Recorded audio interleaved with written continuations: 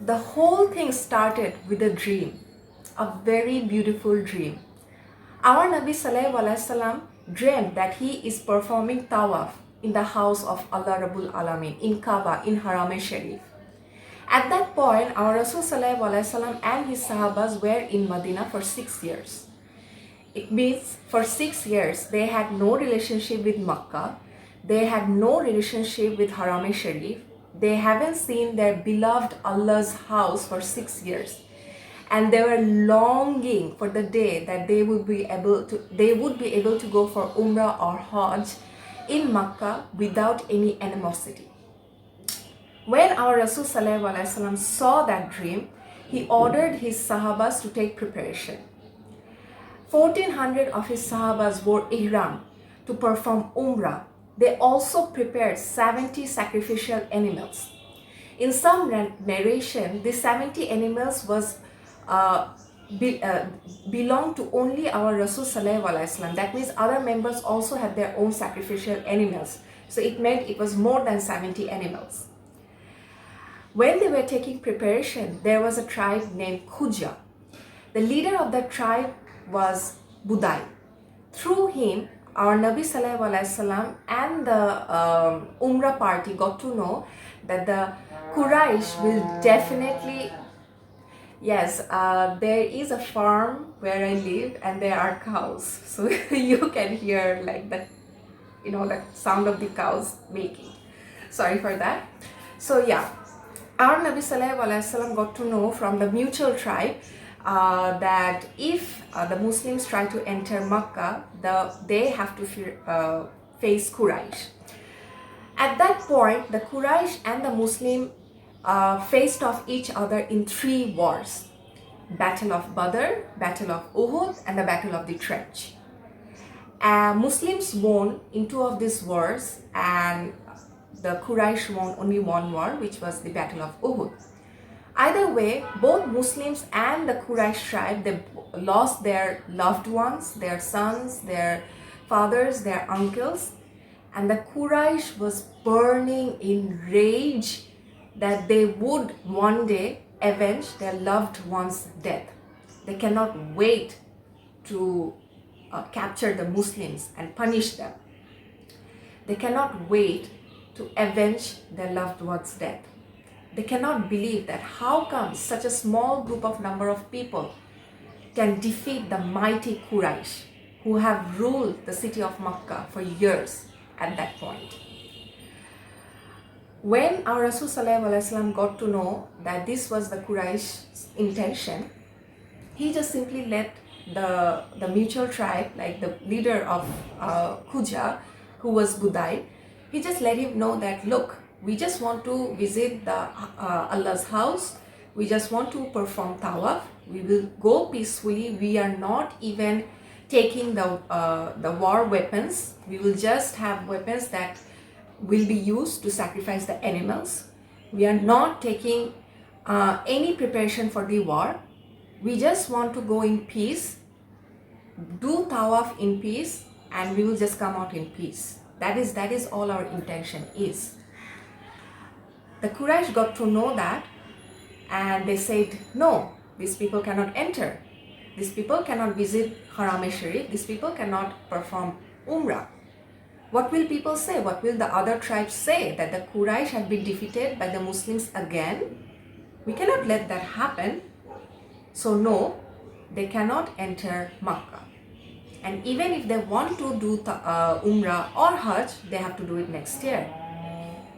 This clause that they added, that they have to do it next year, this year they cannot enter, it's simply because so that people do not judge the Quraysh that they have been defeated by Muslims again. The Quraysh just wanted to show other people that that they still have the upper hand over the Muslims. But our Nabi Sallallahu Alaihi Wasallam saw that dream and he knew that it was from Allah Rabbul Alamin, and he was just wishing Allah's command or fulfilling Allah's command. So he and his 1400 Sahabas, 70 sacrificial animals, started the journey towards Makkah.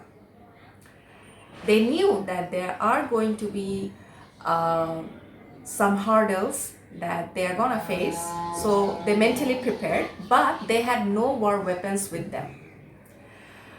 After traveling to certain point, they got to know that there are armies waiting for them, waiting to face the Muslims.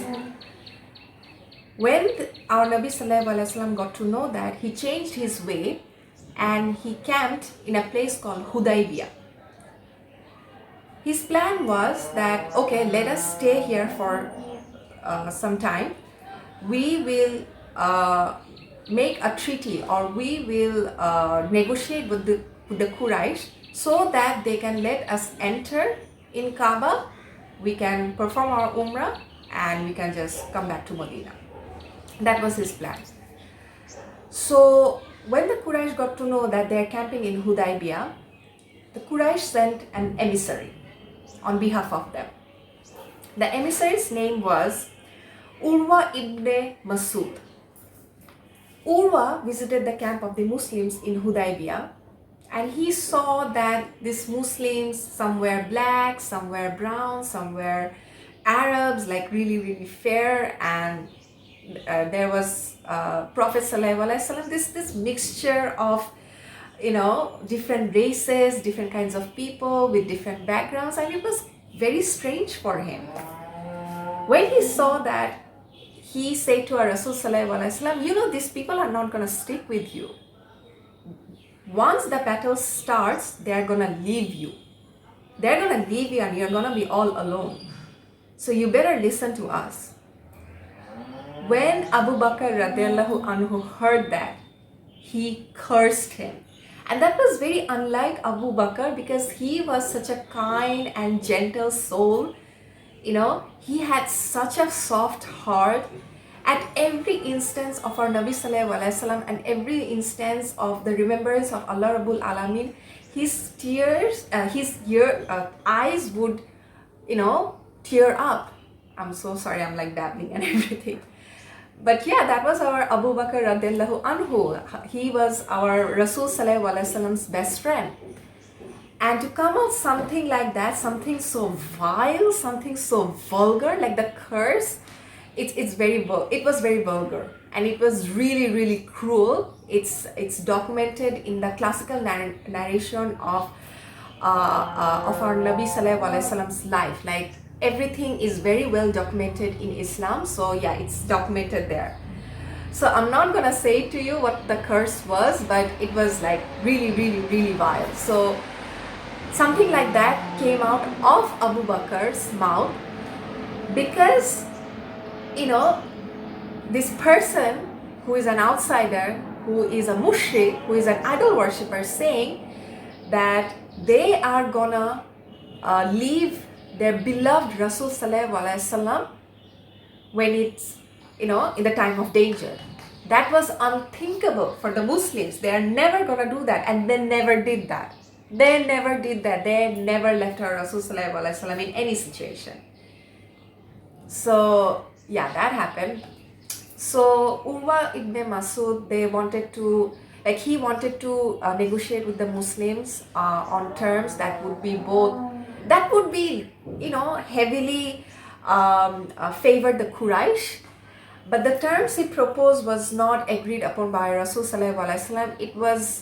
It was just too one-sided. It did not favor it did not favor the Muslims at all. So he did not agree. And then Urwa ibn Masud, he came back and he let the Quraysh know what he saw, and that's about it. Now I'm going to keep this description, the description of Treaty of Hudaybiyyah very short, but I'm gonna make other videos, because there are some amazing things, incidents happened during the Treaty of Hudaybiyyah that you must know. So I'm gonna keep this short in this video, and the other details I'm gonna make in other videos. So he came back. Now our Rasul Sallallahu Alaihi Wasallam sent an emissary from the Muslim camp of Hudaybiyyah. His name was Kiras ibn Umayyah, and he came from a very neutral tribe. He did not belong to Quraysh, he did not belong to to any significant tribes of Medina. He was a neutral tribe.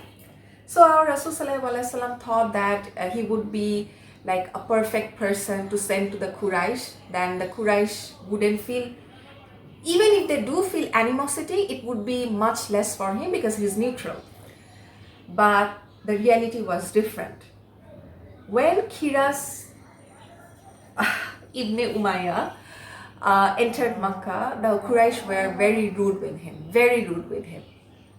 And not only rude, they even hamstrung his camel. Hamstrung means they cut off the legs of his camel. So Kiras Ibn Umayyah could not strike a deal with the Quraysh because of their behavior and of their stance. So he came back and he let our Rasul Sallallahu Alaihi Wasallam know what happened. Now our Rasul Sallallahu Alaihi Wasallam and the whole Muslim camps and the other Sahabas, they were there for quite some time. It was, I guess, by that point 2 or 3 days, 4 or 5 days. Their camels were there, their sacrificial other animals were there. They were getting hungry. Even the Muslims had very less food with them, very less water with them, and their rations were running out. So, but the Muslims, they were patient. Our Rasul Sallallahu Alaihi Wasallam, you know what, we are gonna strike a deal, we are gonna perform Umrah. I'm not gonna go back without performing Umrah. I'm not gonna go back until I get something. That's how adamant our Rasul Sallallahu Alaihi Wasallam was. So when Kiras Ibn Umayyah did not work, he sent the third Khalifa. Not at that point, after the death of our Rasul Sallallahu Alaihi Wasallam, he would be the third Khalifa, Uthman ibn Affan radiallahu anhu.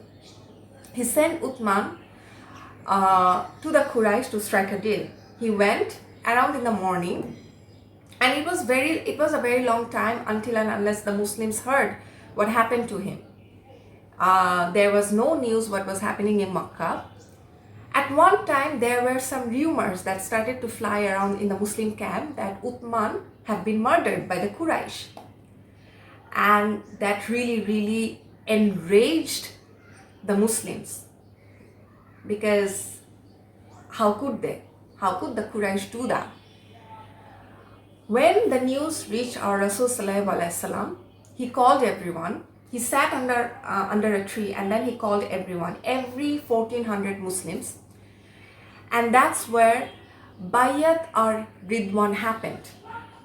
Bayat, the word Bayat means to sell yourself to Allah Rabbul Alamin and for His pleasure. It literally means to sell yourself for whatever Allah Rabbul Alamin wishes. So there have been many Bayat that took place in Islam, in Islamic history. And this is also one of the significant ones, Bayat or Ridwan. In Bayat or Ridwan, 1400 Sahabas promised our Rasul Sallallahu Alaihi Wasallam that they would avenge the death of Uthman ibn Affan.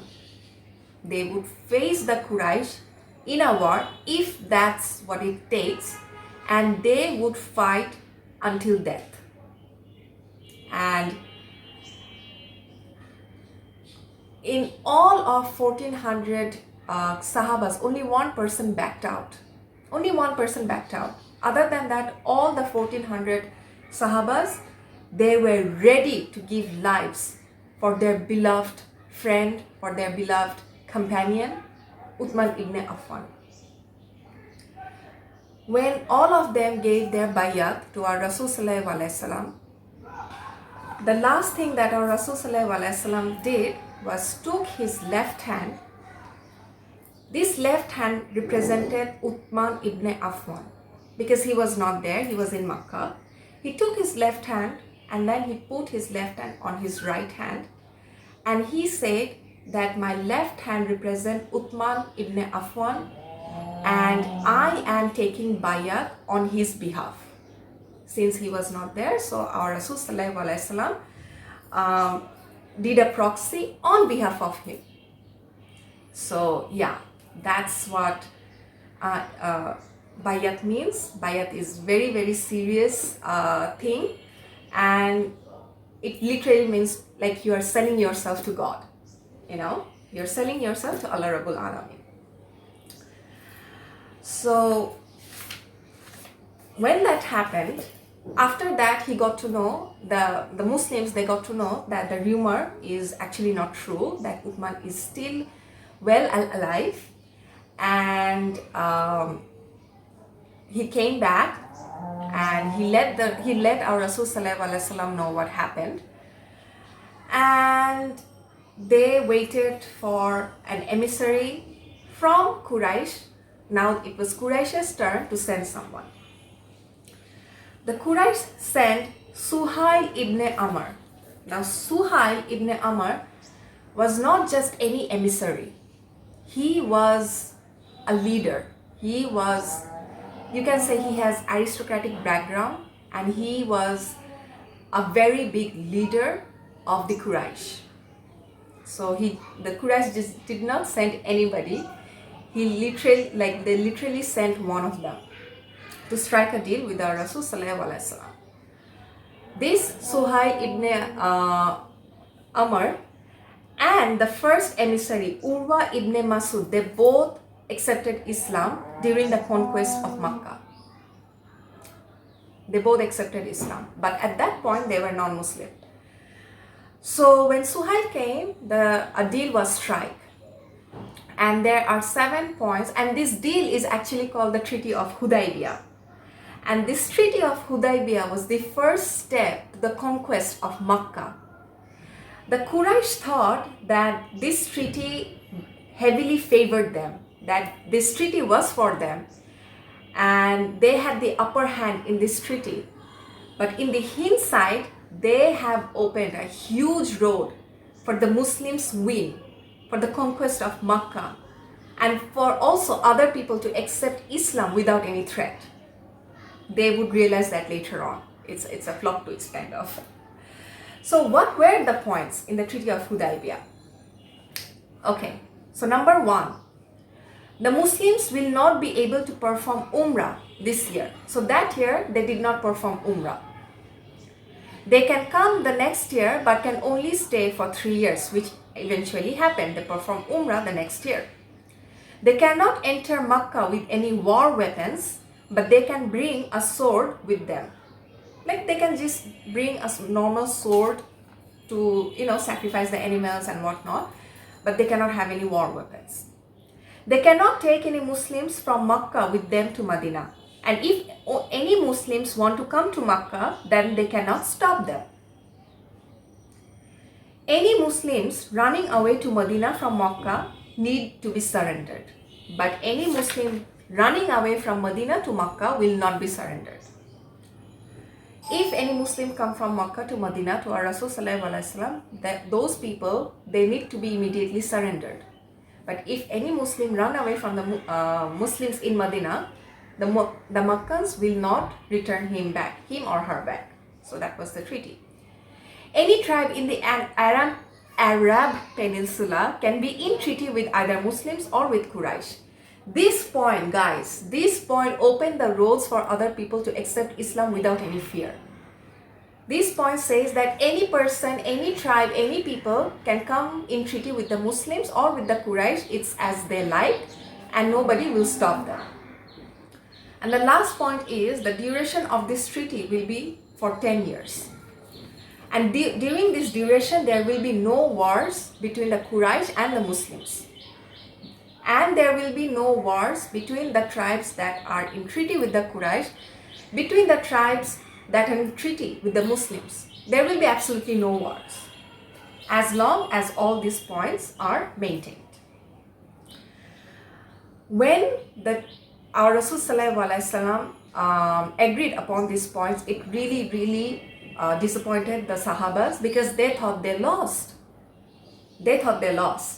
But our Rasul Sallallahu Alaihi Wasallam consoled them that, okay, it doesn't matter, we will still sacrifice our animals, and we'll still take off our ihram, So we'll still cut our hair and everything. So don't worry.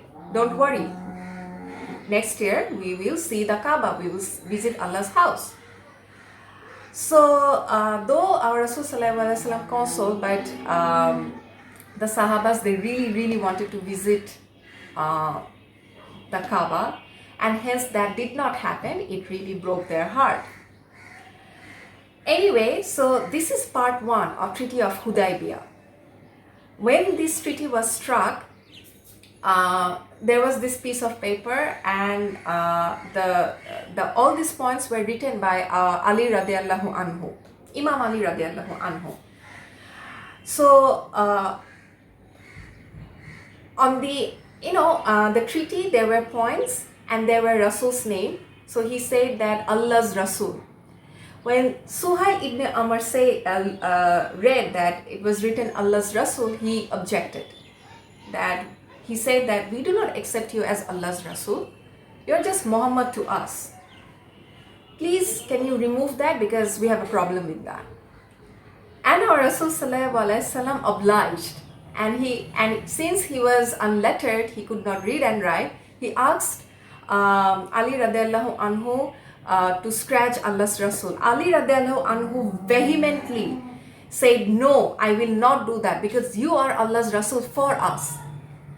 And since he could not bring himself up to do that, to scratch like Allah's Rasul, the name Allah's Rasul, our Rasul Sallallahu Alaihi Wasallam, can you point out where it is written Allah's Rasul? I will scratch it. And then he scratched it, and it was just Muhammad. And when that was done, only then the Quraysh agreed, and they both signed, and that was the Treaty of Hudaybiyyah, which led to the conquest of Makkah. Now, how did these points lead to conquest of Makkah, which was a huge win for the Muslims? I will bring that in the next video, so please do watch. And I hope you have enjoyed this video. This is Yuka Speaks. My name is Yuka Tasnim. Assalamu alaikum. Walaikum assalam. I'll see you in the next video. Bye.